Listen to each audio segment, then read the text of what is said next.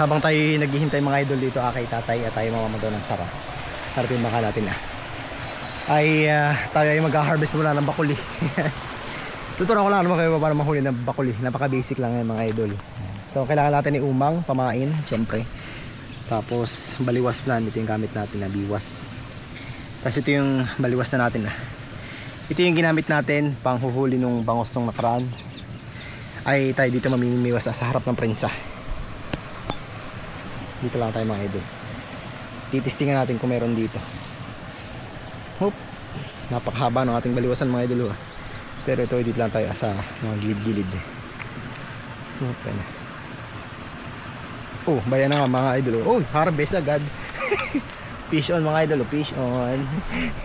Nananakit ko ating baliwasan dito sa itaas. Uy, loko. Ay. Ito na yun. Oh, dali agad mga idol. Basic bakuli.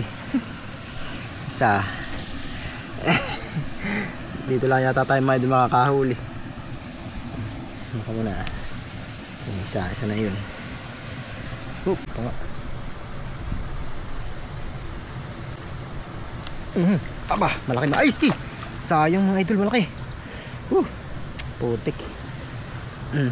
Sayang, grabe. Malaki yun, malaki.